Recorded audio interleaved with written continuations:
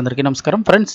దేశమంతా షాక్. తమిళనాడులో సంచలనం సృష్టించినటువంటి తండ్రి కొడుకుల లాకప్ డెత్ కేసుకు సంబంధించి కోర్టు సంచలన తీర్పిచ్చింది. 9 మంది పోలీసులకు మరణశిక్ష విధిస్తూ కోర్టు అయితే తీర్పిచ్చింది. గతంలో దీనికి సంబంధించిన వీడియో పెట్టినప్పుడు అప్పుడు కోర్టు అయితే త్వరలోనే తీర్పిస్తామని చెప్తే చాలామంది కామెంట్ సెక్షన్లో అయితే అడిగారు, ఏం తీర్పిస్తుంది అని చెప్పేసి కోర్టు ఇంకా ఇవ్వలేదా అని.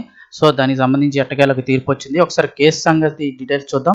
తండ్రి కొడుకుల లాకప్ డెత్ కేసులో 9 మంది పోలీసులకు మరణశిక్ష. 6 ఏళ్ల క్రితం దేశవ్యాప్తంగా తీవ్ర సంచలనం సృష్టించిన తమిళనాడులోని తండ్రి కొడుకుల లాకప్ డెత్ కేసులో మదురై కోర్టు సోమవారం నాడు సంచలన తీర్పు వెలువరించింది.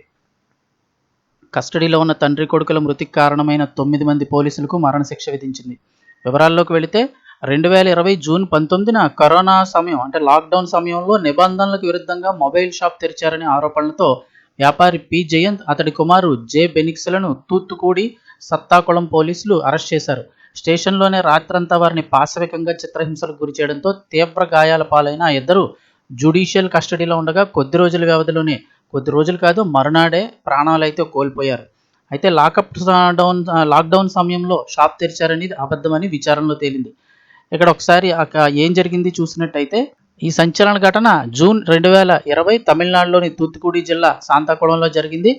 కోవిడ్ సమయంలో లాక్డౌన్ కర్ఫ్యూ వేళ షాపు మూసివేయలేదన్న కారణంతో మొబైల్ షాప్ నడుపుకునే పి జయరాం, అతని కుమారుడు జయరాం వయసు 58, అతని కుమారుడు జె బెన్నిక్స్ను పోలీసులు అరెస్ట్ చేశారు. రాత్రంతా లాకప్లో చిత్రహింసలకు గురి చేశారు. అయితే వారిని కొట్టిన దెబ్బలకు స్టేషన్ గోడల మీద రక్తపు మరకలు అయ్యాయి. ఆ మరునాడు ఉదయం వారు లేవలేని స్థితిలో రక్తం ఓడుతున్నప్పటికీ ఆ తండ్రి కొడుకులనిద్దరిని స్థానిక ప్రభుత్వ ఆసుపత్రికి తీసుకెళ్లారు. అక్కడ రిమాండ్ కోసం ఆరోగ్యంగా ఉన్నారని మెడికల్ సర్టిఫికేట్ తీసుకున్నారు. అనంతరం మెజిస్ట్రేట్ ఎదుట ప్రవేశపెట్టారు.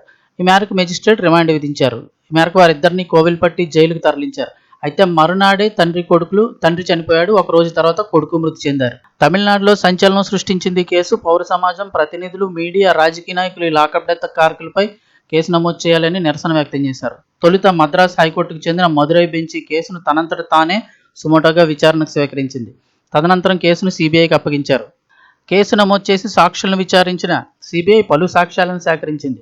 సీసీటీవీ ఫుటేజ్ పరిశీలించిన సిబిఐ అధికారులు అసలు ఆ తండ్రి కొడుకులు కోవిడ్ కర్ఫ్యూ నిబంధనలు కూడా ఉల్లంఘించలేదని, పోలీసులే తప్పుడు కేసు పెట్టారనే విషయాన్ని గుర్తించారు. తండ్రి కొడుకులను లాకప్లో చిత్రహింసలు పెట్టడానికి వాడిన లాఠీలు, వారి ఒంటి మీద రక్తం తొడవడానికి వాడిన వస్త్రం మీద ఉన్న డిఎన్ఏతో సరిపోల్చారు. బాధితుల ఒంటిపై గాయాలు కూడా చిత్రహింసలకు లోనైనట్టున్నాయి. ముఖ్యంగా అదే రోజు పోలీస్ స్టేషన్లో డ్యూటీలో ఉన్న ఒక మహిళా కానిస్టేబుల్ ఈ దారుణాన్ని చూసి కలత చెంది తన సహచర పోలీసులు ఎట్లా ఆ ఇద్దరు తండ్రి కొడుకు అమాయకుల్ని రాత్రంతా బట్టలు ఓడదీసి చిత్రహింసలు పెట్టారో సాక్ష్యం చెప్పింది. మొత్తం 10 మంది పోలీసులు ఈ కేసులో నిందితులు కాగా, ఒక పోలీసు అయితే కనుక విచారణ జరుగుతుండగానే కోవిడ్తో మరణించారు.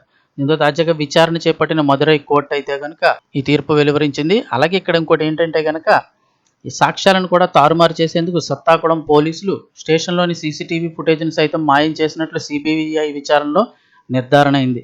సుదీర్ఘ విచారణ అనంతరం సాక్ష్యాధారాలను పరిశీలించిన న్యాయస్థానం ఈ దారుణానికి పాల్పడిన 9 మంది పోలీసులకు కూడా ఉరిశిక్ష ఖరారు చేసింది.